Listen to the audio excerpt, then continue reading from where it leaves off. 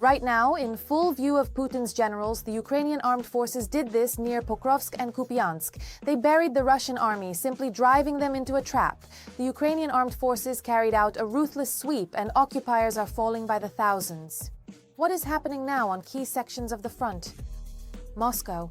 Prepare for darkness. The Ukrainian armed forces have started systematic strikes on the energy sector. The Russian capital faces blackouts and cold. Our side has announced dire consequences for millions of Muscovites. Shock coalition. China on their side. A secret deal that could finish off Russia. Beijing is turning its back on Putin. This could be a global knockout for the Kremlin, a technological apocalypse. Ukraine has deployed next-generation weapons to the front, not just Neptunes and Flamingos, but real death for Russian rear positions. Going all in, Putin has announced total mobilization. Take everyone without exception. A new decree and a new horror for Russia. Who will be sent to the slaughter? All this and more in our broadcast. Hot, urgent. The complete collapse of Putin's generals. They promised to take Pokrovsk and Kupyansk, but ended up with hell on earth. The Ukrainian armed forces are burning the enemy. A national sweep has already begun. Shock, their plans have crumbled to dust. What is happening right now on these two main sections of the front? Watch in the report. The generals of the Russian Federation promised Kremlin chief Putin to capture Kupyansk and Pokrovsk, but they failed to carry out the order. Putin specifically gave the order by mid. Putin's generals failed to take Pokrovsk and Kupyansk as promised. Ukrainian forces resisted, a national sweep began, and President Zelensky responded.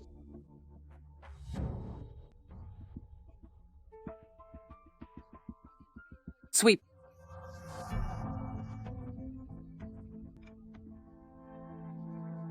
Of Kupyansk, Kharkiv region from the occupiers, up to 60 Russians remain in Kupyansk. The sweep is underway. We will clear everything out, we know. Basically, the dates have been set. They were discussed at the headquarters. We won't share this information just yet. The Ministry of Defense of the Russian Federation urgently prepared a response. Allegedly, the Russians are advancing in the city.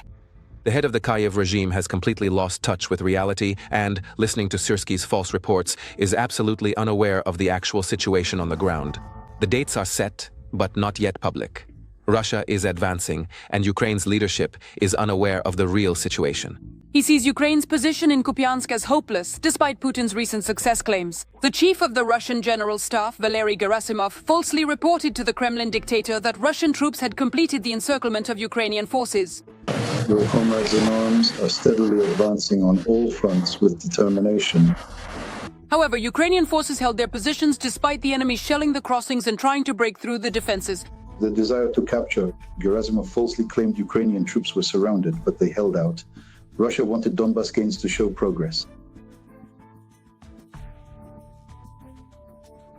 Ukrainian units have already managed to regain control over part of the built-up area in the city. A military operation by Ukrainian forces is underway with the objective of cutting off the enemy's supply routes and clearing the city. Several units are taking part in it. We are destroying them, but their numbers do not decrease. That is, they are constantly bringing in reinforcements, and a new sabotage group comes through. These saboteurs avoid direct confrontations with our personnel.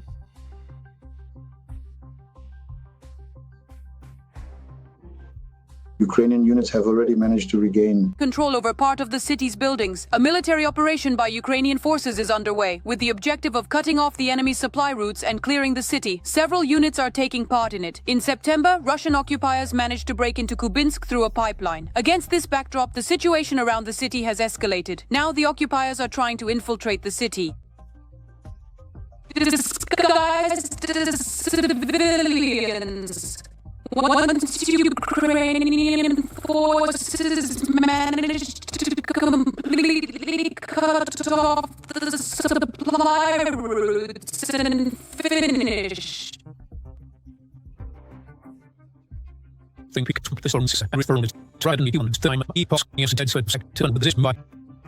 Russian troops continue their active offensive towards Pokrovsk in the Donetsk region. The Russians are trying to act covertly, approaching our positions through tree lines. We managed to detect the enemy and destroy them.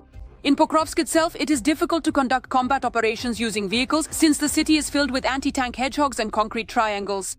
Mainly, the enemy infantry uses motorcycles and buggies. the possibilities. Russian troops advance, but we detect and stop them. Obstacles block further movement. Certain measures have been taken to prevent this, and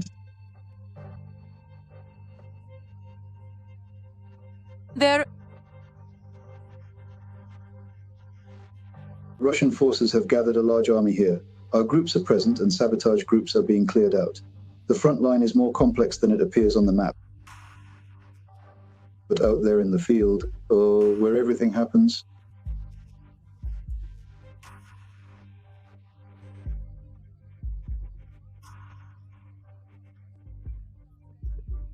Right here on the ground, right now.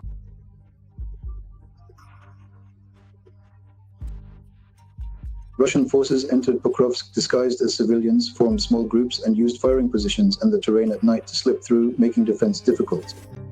The defense forces were able to successfully replenish their supplies.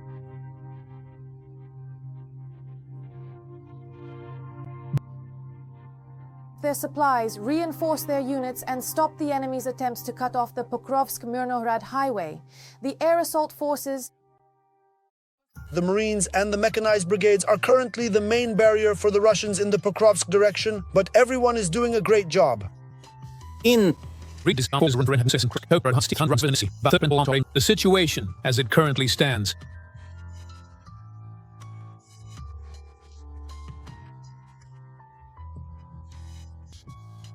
In the Kupyansk and Pokrovsk directions remains dynamic. The fighting continues. The Russian army is suffering simply enormous losses in the Pokrovsk direction.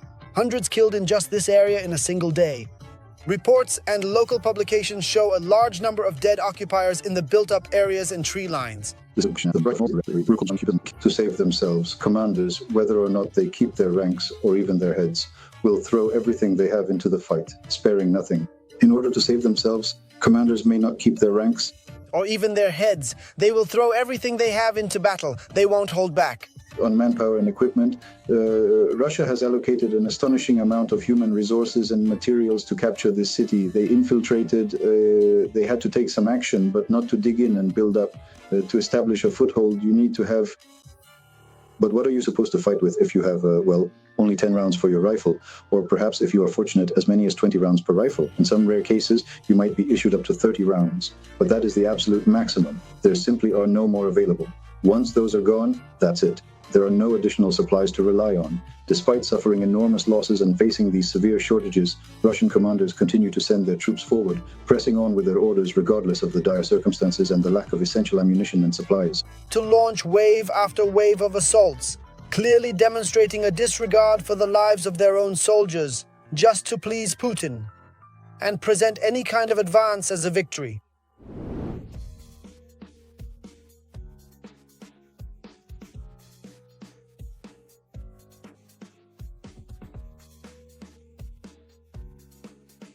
Disregarding the lives of their own soldiers just to please Putin and present any kind of advance as a victory. Moscow, get ready. Systematic strikes on the energy sector, the armed forces of Ukraine will deprive the Russian capital of heat and light. Shock. Muscovites will have to survive. What awaits this giant city when the systems collapse? The plan of the Ukrainian defenders is deadly precise. To find out what happens next, keep watching. Ukrainian drones are striking the Russian energy system more and more frequently and on a larger scale. On the night of October 5th, Ukrainian UAVs attacked energy infrastructure in the Vladimir and Oriel regions.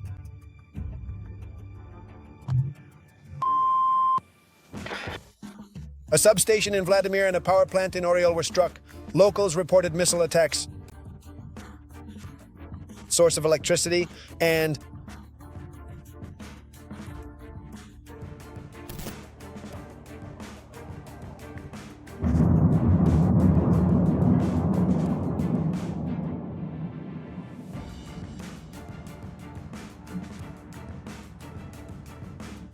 heat. a second missile likely hit the Oriel power plant on October 31st. At that time, the city was left without power. Also on the last day of October, the Vladimir thermal power plant caught fire. Moreover, this substation supplies electricity to the central region, including Moscow, Vladimir, Nizhny Novgorod, and partially Ivanovo regions. In general, it also participates in transmitting power from the Kalinin nuclear power plant to the Kostroma State District power plant and other major.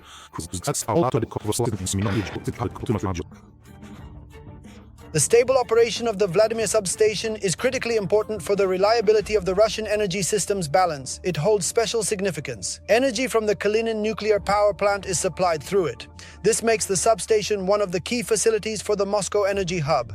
The Security Service of Ukraine wants to cause a blackout in the Whitestone, Moscow, by striking substations around Moscow. In recent weeks, attacks on important energy nodes have been recorded. Azamas. The Balashevskaya power station, which is an important facility in its region, was operating at a capacity of 500 kilowatts during a specific period in October. This period lasted from the 16th to the 25th of the month. The output of 500 kilowatts is considered moderate for a power station of this type, and it is typically enough to provide electricity to local homes and businesses. The choice of these dates may have been due to scheduled maintenance, testing, or a planned operational cycle. Before this period, the facility may have been preparing for this phase or carrying out other necessary activities to ensure smooth operation during the specified time frame.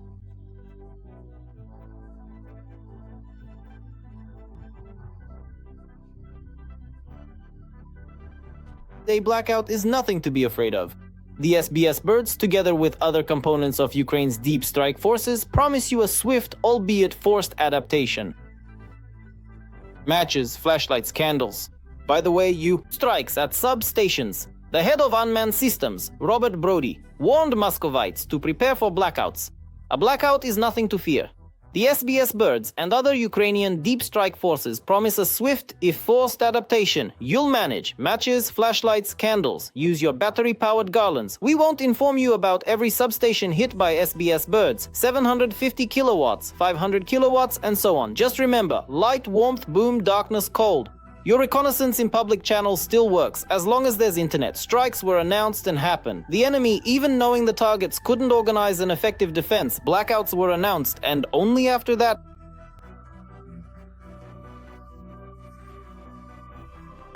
This is truly incredible. Former President Trump applied strong diplomatic pressure on Chinese leader Xi Jinping. In response, China has now chosen to distance itself from Russian President Vladimir Putin. This surprising move has sent shockwaves through the international community. Many are now referring to this as the deal of the century. Washington and Beijing have officially signed an agreement. There were secret behind-the-scenes negotiations taking place for quite some time. But did President Trump truly succeed in his efforts? Did he actually manage to sway the Chinese government and influence China's decisions as he had hoped?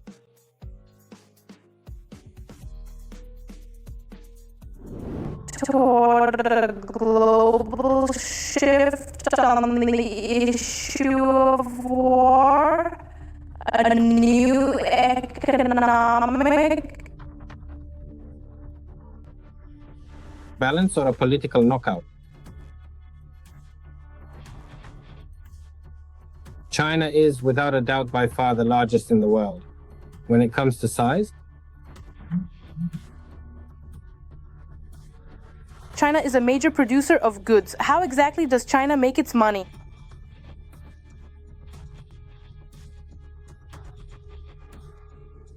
China mainly exports to the US. After a Trump-Xi meeting, deals were renewed and some US agricultural tariffs were lifted. Let's put it this way.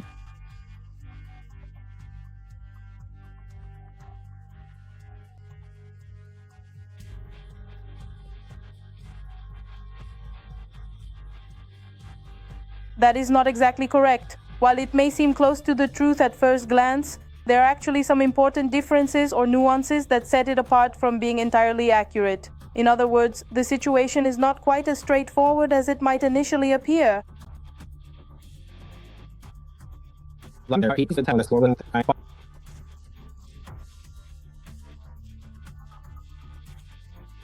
Based on the interests of China's economy, it in many ways requires the United States. The US and China have also agreed to establish direct communication between their armed forces. As stated by Pentagon Chief Pete Hegseth, this will help prevent potential conflicts between the countries. Another step that US and China will talk to avoid conflict. China rejects Russian oil. According to Bloomberg, major state-owned companies and smaller private enterprises in China have canceled nearly half of their oil shipments from Russia after October's. And when the question arises of whom China will choose, Russia or the US, it's important to understand a simple thing. There is the US and one of its states, the largest one, is California. The economy of California is twice the size of Russia's economy. The economy of just California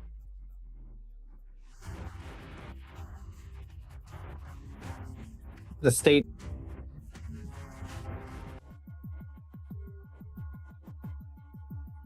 of the United States of America is equivalent to 2 economies of the Russian Federation.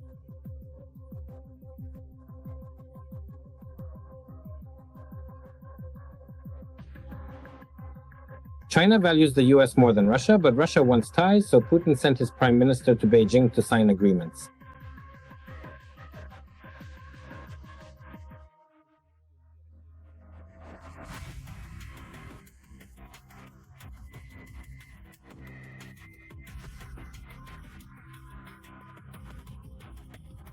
Russia relies on selling resources to China, making it economically dependent. China is aware of this leverage. The US is also a key sales market. Ukraine's intelligence reports that resource projects in Siberia and the Far East mainly benefit China, while local communities see little gain.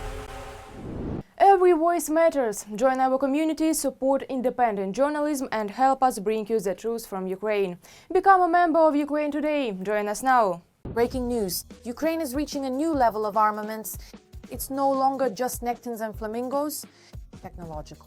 Breaking news. Ukraine is reaching a new level of armaments. It's no longer just... Ukrainian engineers have developed advanced weapons that are striking Russian positions, causing panic in the Kremlin. The SBU chief announced Ukraine destroyed a Russian Oreshnik on Russian territory, but the weapon used remains undisclosed. More details in the report. Is expanding significantly every year. Ukraine is successfully using Neptune and Flamingo missiles together to strike Russia. President Volodymyr Zelensky told journalists about this and noted that while this is not widespread use yet, there are already the first tangible results regarding these weapons.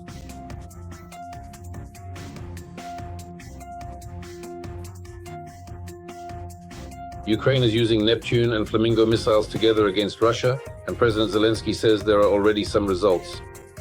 The president also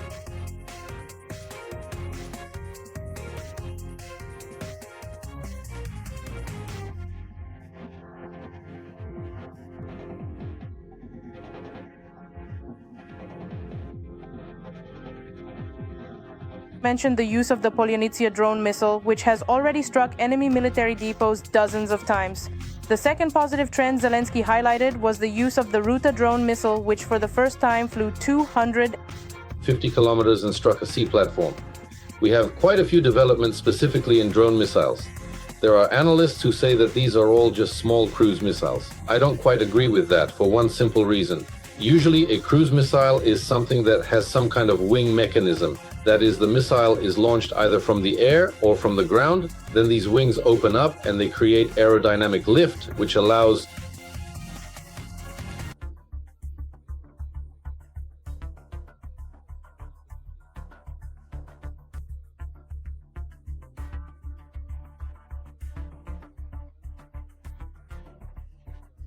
However, the greatest success of the Ukrainians is considered to be the widespread and extensive use of the so-called kamikaze Lyuty drone, which is an unmanned aerial vehicle, and which numbered up to as many as 300 in total. UAVs.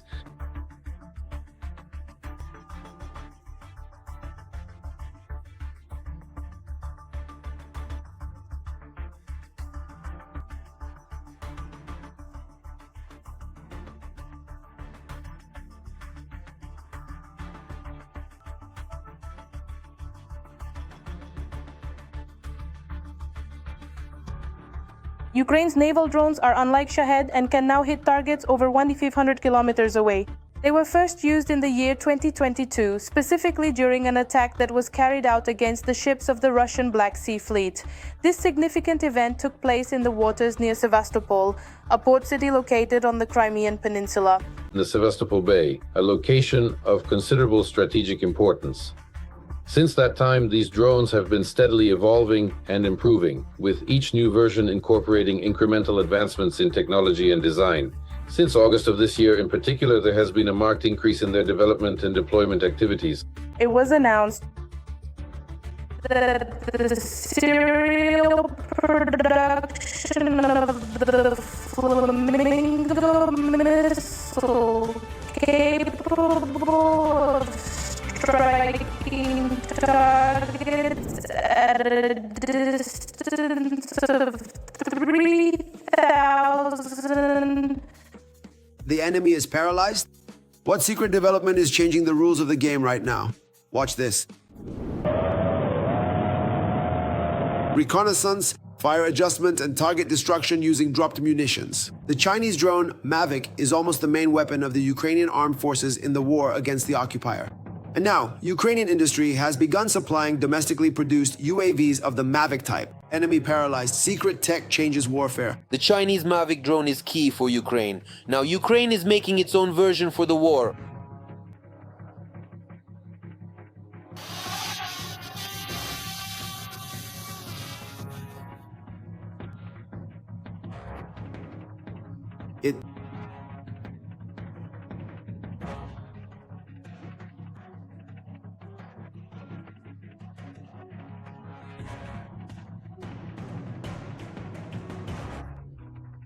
We have already delivered 1,000.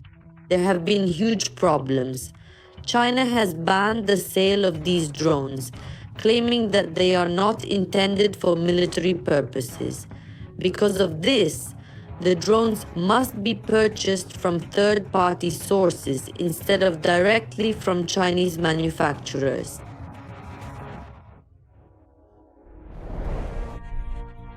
Parties. Has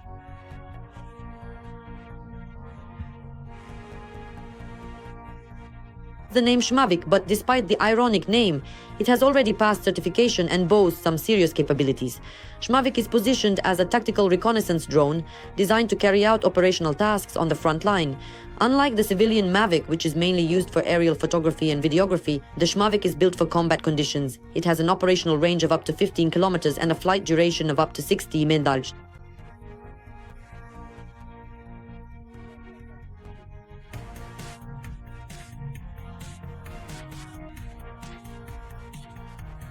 Now, the manufacturers have already completed certification of Ukrainian Mavics and have set up production. Minutes and has a reliable, interference-resistant navigation system. Last year, the government aimed to replace Chinese drones. Now, Ukrainian Mavics are certified and in production. But replacing all drones in Ukraine soon is not possible. Our weapons manufacturers already have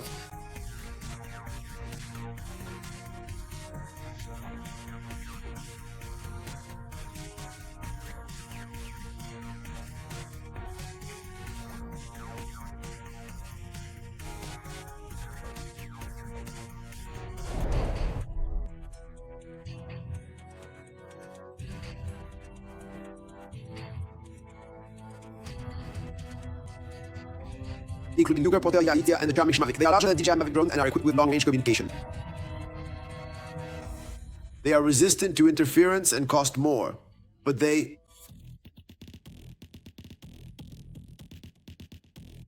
can actually turn out to be more economical thanks to their greater reliability. For us, the key metric is not the price per drone, but the cost of a single mission. While a typical Mavic performs about 60 missions per drone, our systems on average complete around 300 missions per unit. With a comparable purchase price, the cost per mission is 5 times lower, which means that military units can... It happened!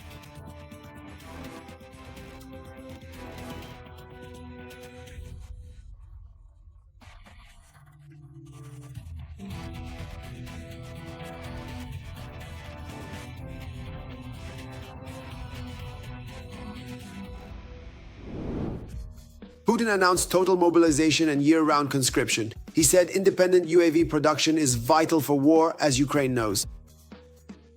Even reservists. What does this mean? Actual martial law for all of Russia. All the secret details of the decree. By Putin. Watch this. The cannon fodder conveyor, Putin signed a law on year-round conscription into the Russian army. We feel confident, stable, and despite certain losses, which of course will be due to many circumstances.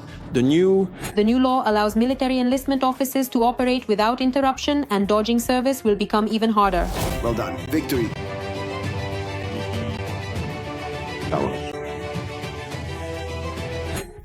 Absolutely. Victory will be...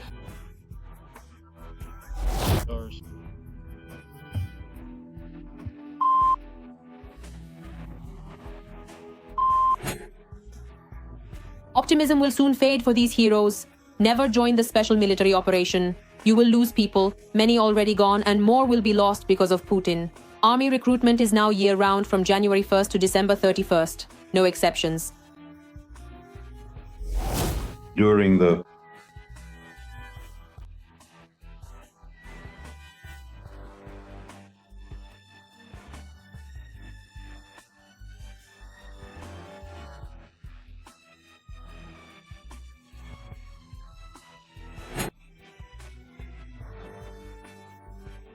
Russia's new draft rules require reporting within 30 days, reflecting heavy losses and failed military goals. Well, already now. raids are taking place across the territory of the Russian Federation. First and foremost, they have affected citizens of the Central Asian republics. In addition, it should be noted that this decree will lead to an increase in the number of Russians who will leave the territory of the occupying country. Let me remind you, as a result of the so-called first wave of partial mobilization, the territory, this is already happening across the territory of the Russian Federation. At the same time, Putin signed another law that allows reservists to be involved in guarding critically important infrastructure facilities. Russian media note that this concerns. At the same time, Putin signed another law that allows reservists to be involved in guarding critically important infrastructure facilities. Russian media note that this is about strengthening control over military and energy structures. Apparently, this is precisely about the covert nature of the mobilization. That is under the guise of involving reservists, those citizens of the Russian Federation who are part of the so-called combat reserve and have signed the relevant documents with the Ministry of Defense of the Russian Federation. Apparently, they will be sent directly to the line of combat contact. In other words, strategic facilities will now be guarded by the Federation, who are part of the so-called combat reserve and have signed the relevant documents with the Ministry of Defense of the Russian Federation. Apparently, they will be sent directly to the front line. That is, strategic facilities will now be protected right at the zero line. Simply put, Putin's new rules effectively legalize year-round raids and constant pressure on conscripts. And while the Kremlin dictator from his warm and inviting office makes decisions and tells stories about how Russians are allegedly lining up voluntarily, apparently waiting in line, as has been reported, to participate in the process. To go fight. Our guys, they go voluntarily, they go on their own. We have 50 to 60,000 a month coming on their own. At the front, Russian soldiers cursed the day. Some were lured by money, but ended up with nothing. Others were simply deceived and thrown in as cannon fodder. My head got straight real quick.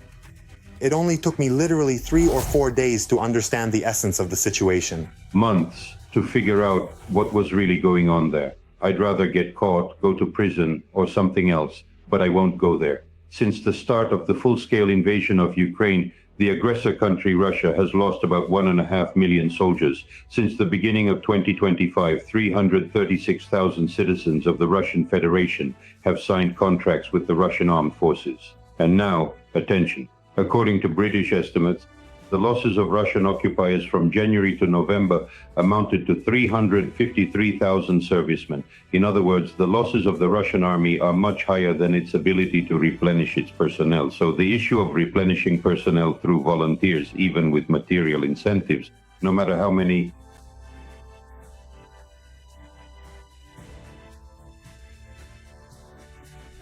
troops the Kremlin sends to Ukraine, here they will only find defeat and death. And the Russian ruler understands this perfectly well. But by and large, he doesn't care. No matter how many troops the Kremlin sends to Ukraine, here they will only find defeat and death. And the Russian ruler understands this perfectly well, but in the end, he simply doesn't care.